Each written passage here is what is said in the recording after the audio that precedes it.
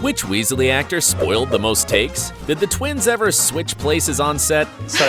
So we did it once in rehearsal in the Great Hall. And why did Julie Walters enjoy saying this line so much? I loved the fact that she says, "Not my daughter, you bitch." Let's jump into the funniest moments of the Weasley cast. Just like their characters, James, Oliver, and Rupert love to hang out together doing some weird and fun stuff.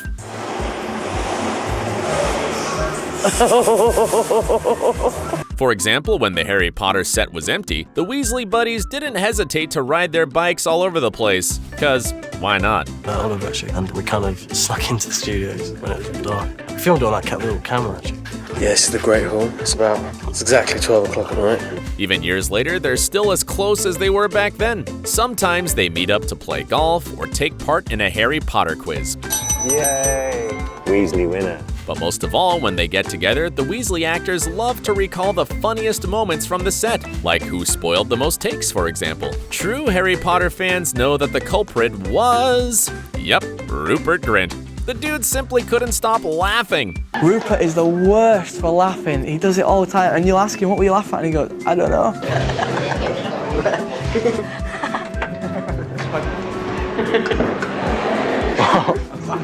Chris Columbus, the poor director, had to calm Rupert down, like, constantly. No, don't smile. Rupert, don't smile. Rupert, you shouldn't be laughing at the end when you find out that Dan's gonna potentially be... Which didn't help much, obviously. Rupert spoiling takes became such a huge thing that even Alan Rickman tried to get him to settle down. Do you think that helped? Alan Rickman, the first one, told me to relax my face and just not think of anything. Sorry. Didn't really work, to be honest. Yeah, that's what we all expected. Then David Yates became the new Harry Potter director, and he had exactly the same problem with Rupert. Rupert finds everything funny. And action. You just shut your mouth. I do. You just shut your mouth. Man, it's impossible to work like that. Please, Rupert, try to focus for just 1 minute. Has anyone else got a problem with Harry? My gran said it's a Daily Prophet that's rubbish. Sorry. Recently, Rupert did an interview with Esquire where he confessed that they didn't make the scene as it was originally scripted, all because he simply couldn't stop laughing. This one, I remember this scene. This scene was a line that was eventually cut because I could never get it out. And it was like, I think I was threatening Seamus and saying, oh, do you want a fistful of Weasley? In the same interview, Rupert recalled another scene that was hard for him to get through. In the first film, when Ron and Harry were chatting on the train on their way to Hogwarts, the two actors were not actually in the compartment together. Why?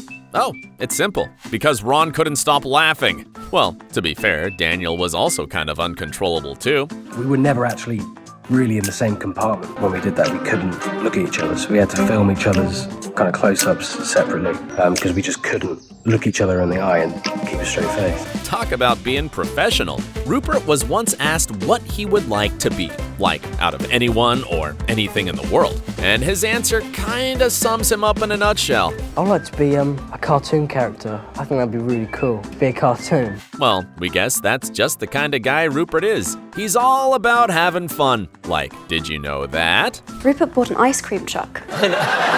See? Told you. Now can you imagine him filming a kissing scene with Emma? So I'll have a look at it, because we're doing the kiss this week between Ron and Hermione. What?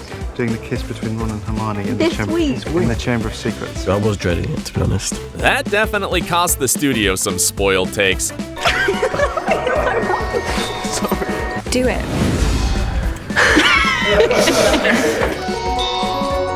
We did have a trouble kind of keeping a straight face. The funny thing is that Rupert and Emma did laugh in the final scene you see in the movies, but it looked romantic anyways, and that's why the shot was included.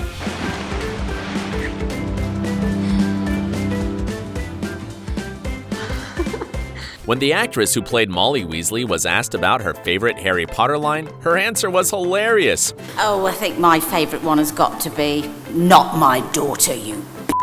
In case you somehow forgot Mrs. Weasley saying it in the films, here you are. Not my daughter, you. Now, if you're wondering why Julie Walters enjoyed it so much, then here are at least 3 reasons for you. The first one, it's epic, obviously. The second, it involved working with the incredible Helena. Oh, it was lovely working with Helena, she's such fun. And thirdly, you wouldn't ever expect Mrs. Weasley to behave like that. So incongruous. I couldn't believe Mrs. Weasley said it when I read it. I couldn't believe it, so it was fabulous to say. Exactly. Now, can you guys guess what the rest of the Weasley actors' favorite lines were? I think my favourite line would be in Deathly Hallows Part 1 when Harry and Ginny are just kissing and George creeps right behind them and just goes, "Morning." Yes, typical George right there. Because why not add some awkwardness to a scene like that? Morning. His on-screen brother loved delivering this next iconic line. This time it's from the first film. Honestly, woman, you call yourself our mother. Oh, I'm sorry, George. As the actor explained, he enjoyed the line so much because in real life, he'd never ever dare to say something like that to his mother. And of course, both twins enjoyed saying, and say, mischief managed. Because it's truly iconic. And just like his on-screen brothers, Rupert Grint also enjoyed saying forbidden things. You might remember that Ron said the word bloody a lot, which of course must have been a lot of fun for a kid. I say bloody a lot. No, I always got a thrill from saying bloody because it was kind of like a rude word. And you just can't argue that Rupert delivered it brilliantly. Bloody hell. Bloody hell, Harry. What the bloody hell was that all about? Talking about delivering lines, recently James and Oliver confessed that they weren't very good at it. You know, it requires some good memory skills. And that's why the twins were so happy to work together. Best thing would be knowing when you had lines. Right. That's probably one of the better ones because cheers. Yeah, you got lines there. I've got lines. Exactly.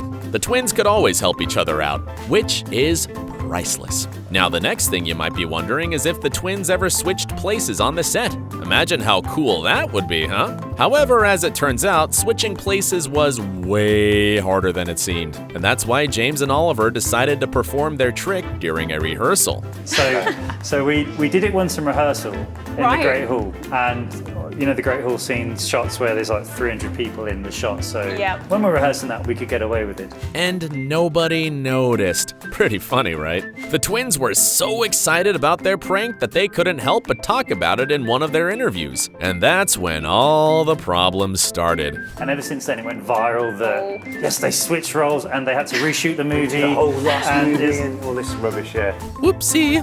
Who knew that a tiny prank like that would lead to a huge media mess up? Well, filming movies is a tough process. Each actor has plenty of info to remember. And if you switch places with someone and don't know exactly what you're supposed to be doing, then the production might have a problem. You'll see how many members of the crew were there. And massive family. Exactly. So there was, I think the last film, there was 18 minutes worth of credits. And if you're the one person that's messing around, that means that a lot of those people have to work another day or another hour. Do you know what I mean? So it would be an expensive prank. Exactly. So that's why the twins never ever repeated that trick again. Or at least that's what they say. Don't believe everything though. Just like the characters, James and Oliver love to make things up in real life. Are you twins in real life? No. Right. Okay. No, it's quite a weird story. We met at the audition process, didn't we? The cutest and most satisfying thing that we know about the Weasley actors is that they still consider each other family. Yes, the Phelps and Bonnie still call each other bro and sis. It's still, hi sis, hi bro. Yeah. Like it's funny, it's not like it's... Julie Walters says that Mark Williams really feels like her husband. I'm so thrilled that Mark is playing my husband. We get on really well. I feel that we're almost married really now.